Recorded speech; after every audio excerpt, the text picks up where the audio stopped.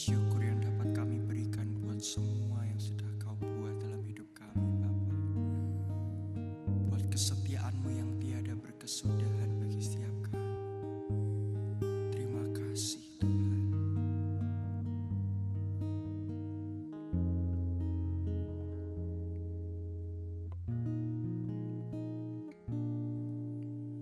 Betapa ajaib dan dahsyatnya Tuhan kejadianku.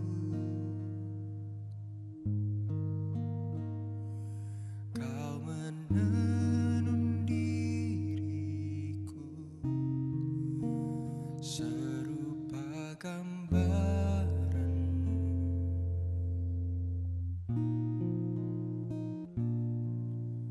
Sungguh berharga di mata-Mu, Tuhan, kehidupanku.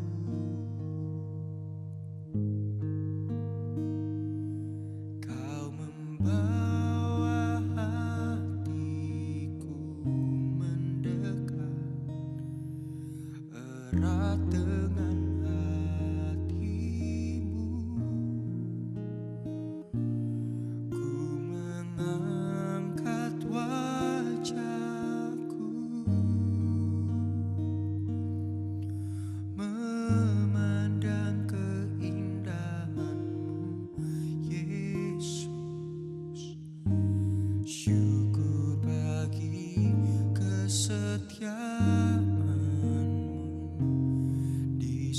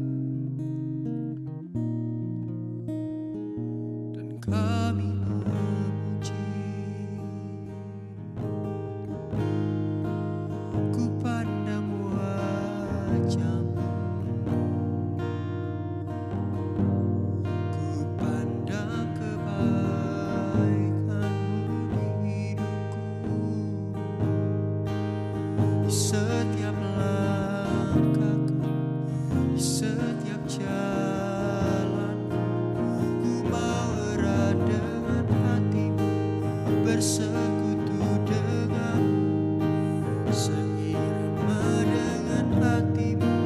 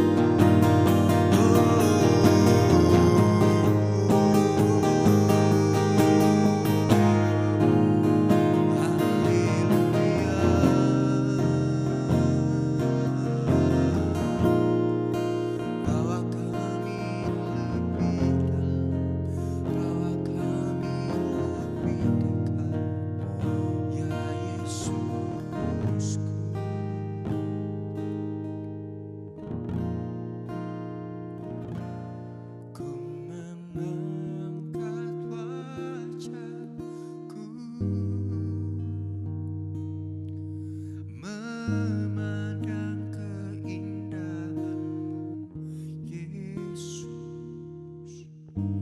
Syukur bagi kesetiaanmu di sepanjang hidupku. Dan ku angkat tanganku ke tata kasih dan karuniamu. Tak sekalipun kau tinggalkanku, Yesus sahabatku. Tak sekalipun kau tinggalkanku, Yesus sahabatku. Tak sekalipun kau tinggalkanku, Yesus sahabatku.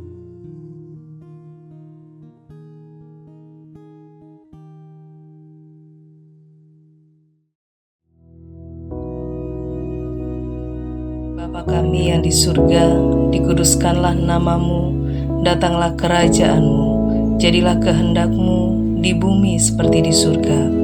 Berikanlah kami pada hari ini makanan kami yang secukupnya, dan ampunilah kami akan kesalahan kami, seperti kami juga mengampuni orang yang bersalah kepada kami. Dan janganlah membawa kami ke dalam pencobaan, tetapi lepaskanlah kami daripada yang jahat. Karena Engkaulah yang empunya kerajaan dan kuasa dan kemuliaan sampai selama-lamanya. Amin.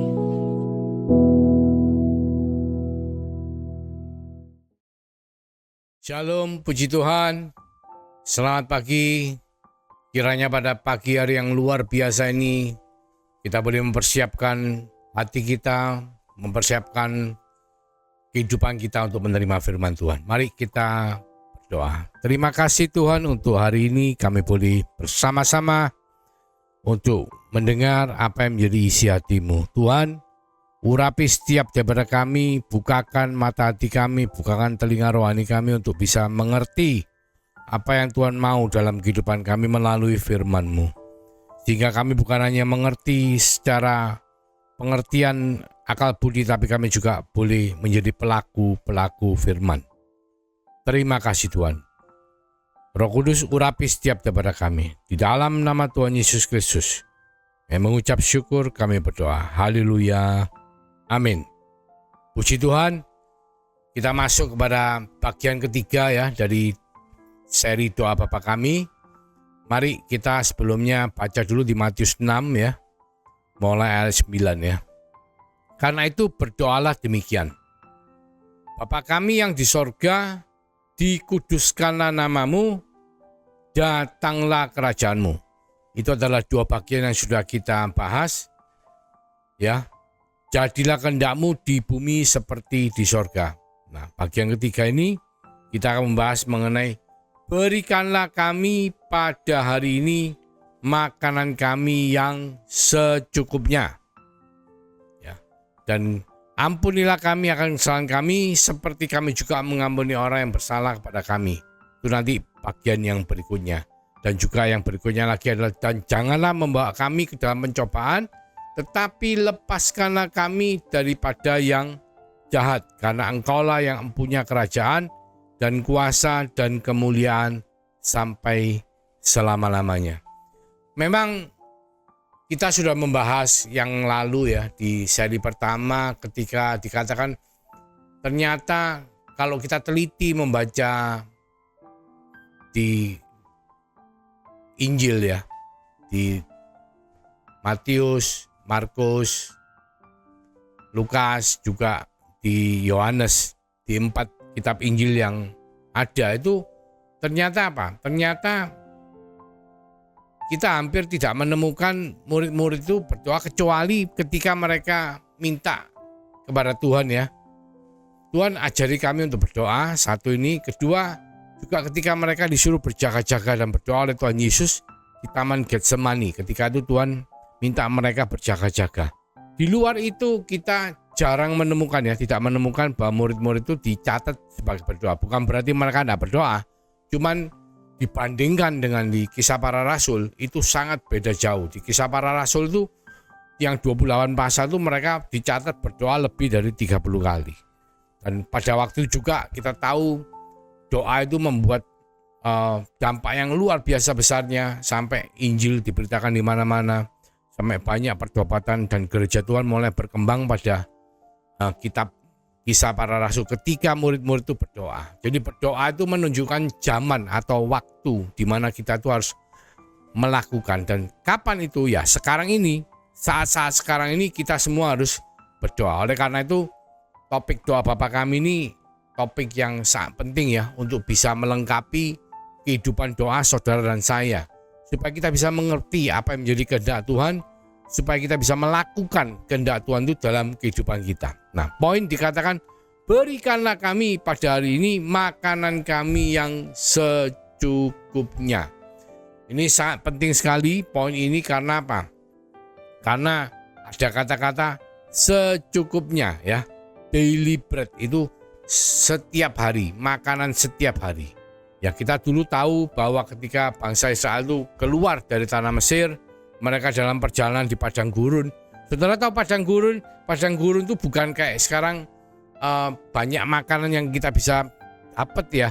Atau seperti kalau kita zaman hari-hari ini kita berjalan jauh, itu kita bisa berhenti di warung, bisa berhenti di Indomaret, di Alfamart untuk membeli makanan ya. Tapi hari-hari itu di padang gurun itu ya tidak ada apa-apa. Pohon pun tidak ada, itu gersang ya. Dan bicara mengenai kalau makanan itu ya tidak ada. Sedangkan kita tahu bahwa bangsa Israel itu berjalan dari Mesir ke tanah Kanaan itu memakan waktu sampai bertahun-tahun bahkan sampai puluhan tahun. Dan bagaimana mereka makan? Nah pada waktu itu oleh karena kasih karunia Tuhan, mereka mendapatkan mana sorgawi, mana dari sorga setiap hari kecuali pada hari Sabat. Jadi mereka boleh mengambil secukupnya. Jadi Tuhan mengajarkan bangsa Israel mengambil secukupnya. Pertama mereka ada yang ngambil berlebihan ya, sampai disimpan. Mungkin mikirnya nanti untuk celengan berikutnya, besoknya. Ternyata apa? Yang disimpan itu menjadi basi. Karena memang Tuhan mengajarkan agar supaya bangsa Israel itu mengambil secukupnya, kecuali untuk hari Sabat, di mana hari Sabat tidak ada mana surgawi dan mereka harus mengkhususkan hari Sabat untuk Tuhan. Jadi mereka tidak usah nyari mana, tapi sudah mempersiapkan dari sehari sebelumnya. Nah, dikatakan apa? Secukupnya. Jadi Tuhan tuh mengajarkan kita dua hal. Satu, kita supaya hidup bergantung pada Tuhan. Kedua, supaya kita tidak hidup serakah. Ya, tentunya kita semua tahu bicara mengenai makanan. Hari-hari ini saudaraku, ya, lebih banyak orang yang menderita karena makanan. Bukan kurang makan, tapi kelebihan makan daripada orang-orang yang menderita karena kurang makan. Ya, kurang makan itu berarti apa? Tidak punya cukup uang untuk beli makanan. Tapi ternyata apa? Hari-hari ini lebih banyak orang sakit karena kebanyakan makan, karena salah makan, karena pola hidup yang berlebihan. Ya, contoh misalnya begini, kalau makan sehari cukup 3 kali ya, bahkan akhir-akhir ini ada yang ngomong, oh ya 2 kali sudah cukup, itu lebih sehat dan lain sebagainya ya. Dan itu membuat orang menjadi hidup pas-pasan ya, pas-pasan dalam arti tidak berlebihan. Tapi kalau kita makan sampai 4 kali, 5 kali ya di luar jam makan, bahkan sebelum tidur kita makan, itu akan membuat kita akhirnya apa? Kelebihan makan, ya obesitas, bahkan sakit jantung itu merupakan salah satu penyakit yang hampir menimpa begitu banyak orang. Bukan hanya orang yang berlebihan secara materi, tapi orang yang mungkin pas-pasan pun kalau tidak mau jaga makanan secukupnya, itu akan mengalami kesakitan tubuh jasmani. Nah, di sini kita belajar dari bangsa Israel bahwa Tuhan itu mengajarkan bangsa Israel untuk hidup bergantung kepada Tuhan. Jadi oleh karena itu ketika Tuhan memberikan kita berkat, meskipun berkat itu berlimpah, ya, bukan berarti kita terus memuaskan keinginan hati kita. Karena apa? Karena kita diberkati berlimpah. Contoh misalnya, saudara kalau diberkati sampai luar biasa ya, mungkin kehidupan sehari-hari saudara kalau 10 juta, 15 juta sebulan sudah cukup, tapi sudah diberkati sampai 200-300 juta sebulan oleh Tuhan.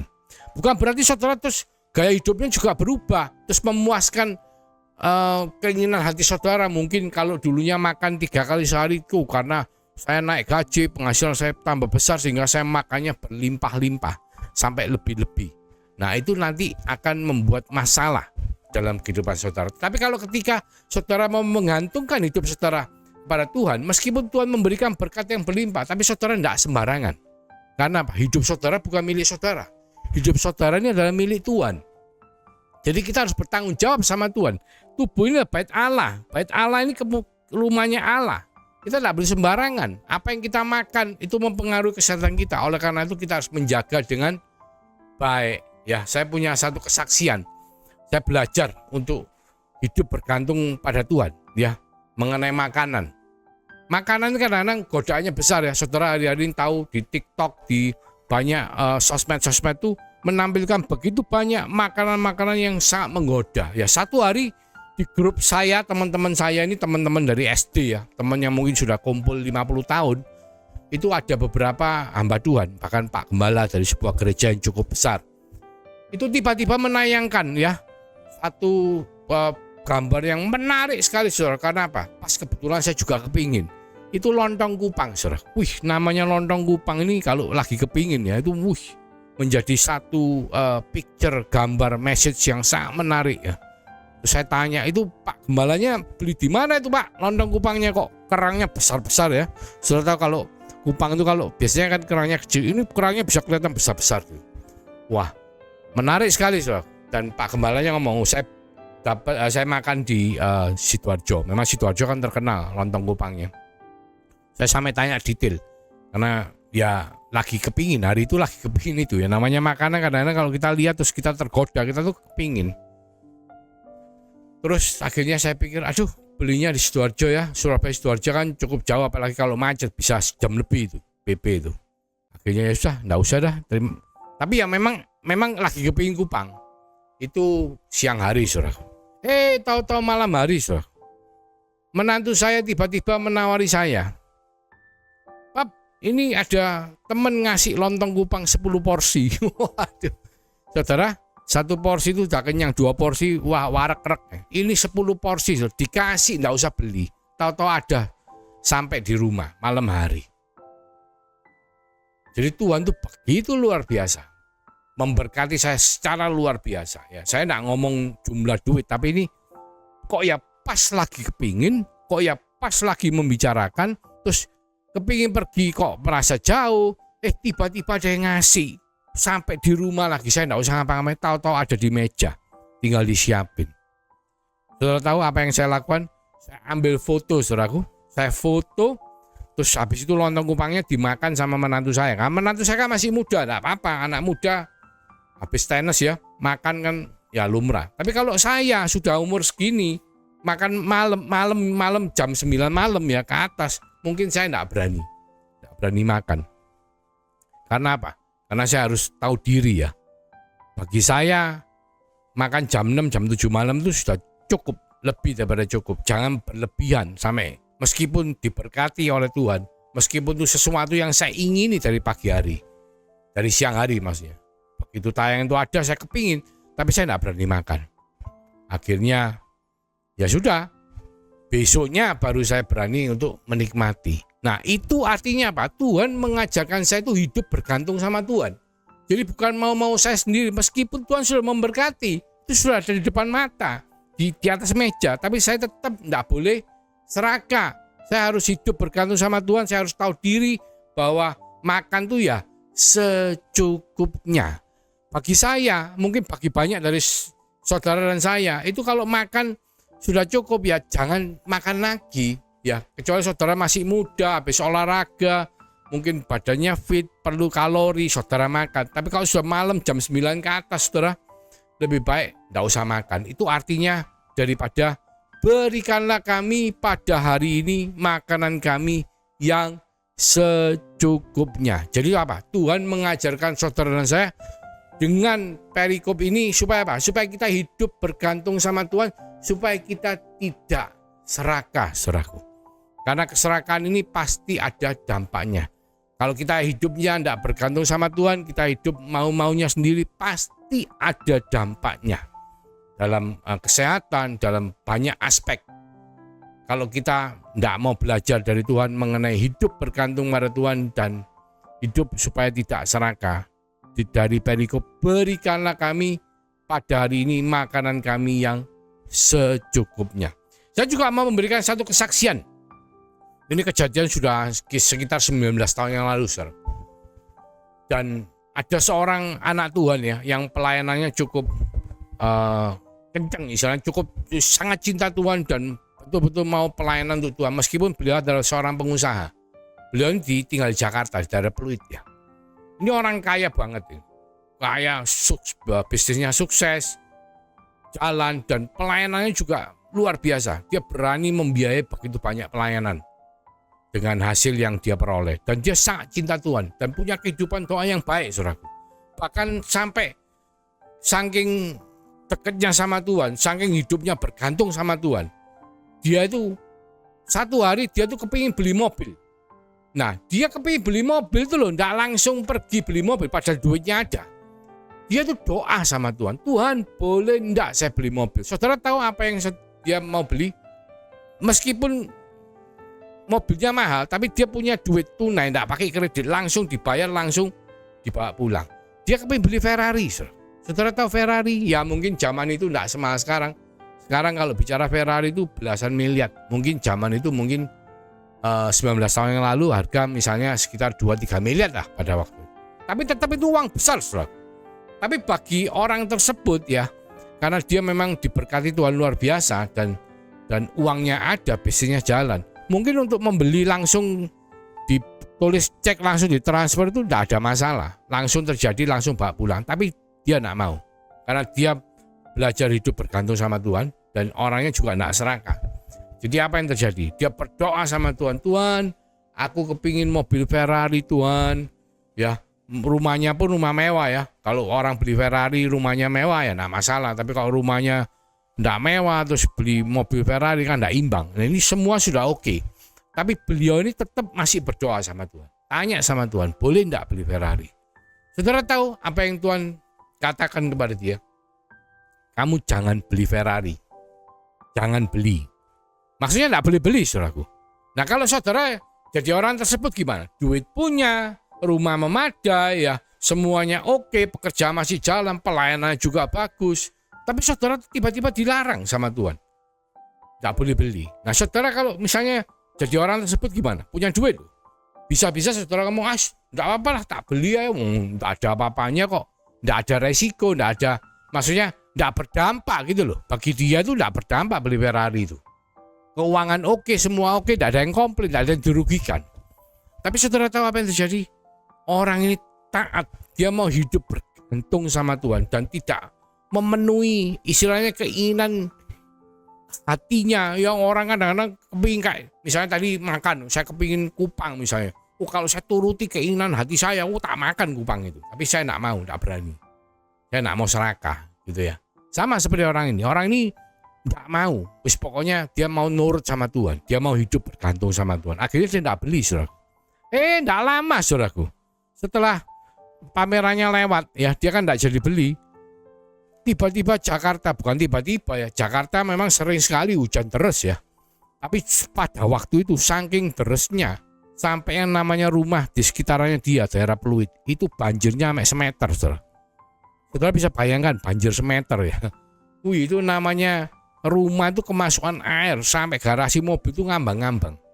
Celup ya, bukan ngambang. Ada yang ngambang, ada yang kecelup.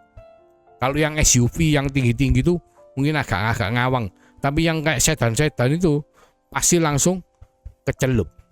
Nah, saudara bisa bayangkan Ferrari. Ferrari itu saking pendeknya, saudara. Saudara kalau misalnya mau keluar bayar karcis di loket karcis ya, ada pelangnya itu. Saudara kalau mau berosot bawahnya lewat itu, pelangnya enggak usah ngangkat tuh, saudara bisa lewat. Karena apa? Mobil Ferrari itu sangat pendek, saudara. Nah, saudara bisa bayangkan mobil sependek itu kalau diparkir di tempat yang banjir kayak Pluit pada waktu itu, saking derasnya, apa yang terjadi? Ya, pasti mobilnya kelem. Nah, di situ dia baru menyadari, oh ternyata Tuhan enggak boleh saya beli. Itu karena apa? Karena kalau saya beli itu uang yang saya keluarkan untuk beli mobil itu jadi hangus. Karena mobilnya kalau kecelup, saudara tahu mobil kalau kecelup sama banjir, yang airnya warnanya coklat, itu namanya interiornya itu rusak total, saudara. Harus ganti full. Belum ngomong mesinnya. Jadi ternyata apa? Ketika seseorang belajar hidup bergantung sama Tuhan dan tidak serakah, dia akan terlepas dari begitu banyak permasalahan dalam kehidupannya. Demikianlah perikop, berikanlah kami pada hari ini makanan kami yang secukupnya. Kalau kita mau belajar dari saudara kita yang 19 tahun yang lalu yang kepingin beli mobil, tapi karena dia hidupnya bergantung sama Tuhan, dia menurut sama Tuhan, dia tidak jadi beli, meskipun uangnya ada, semua ada, maka dia akan terlewatkan dari begitu banyak permasalahan dalam kehidupannya. Demikian pula ketika kita, saudara dan saya, mau mendengarkan firman Tuhan pada hari ini, bahwa supaya kita hidup mau bergantung sama Tuhan dan tidak serakah, ya khususnya mengenai makanan, ya memang banyak makanan enak, saudaraku. Hari ini gampang mau beli makanan enak, ya saudara tinggal telepon, banyak online itu saudara bisa order, ya bisa order, kirim di rumah, langsung bayar atau bahkan cuma transfer, saudara bisa makan. Tetapi Tuhan mengajarkan, berikanlah kami pada hari ini makanan kami yang secukupnya. Supaya apa? Hidup kita bergantung sama Tuhan dan kita tidak serakah. Mari kita tundukkan kepala. Tuhan Yesus, terima kasih untuk berkat firman-Mu. Biar sebentar kami melakukan aktivitas kami pada hari ini, firman-Mu boleh menuntun setiap jalan kehidupan kami sehingga hidup kami akan menjadi makin baik bersama-sama dengan Engkau.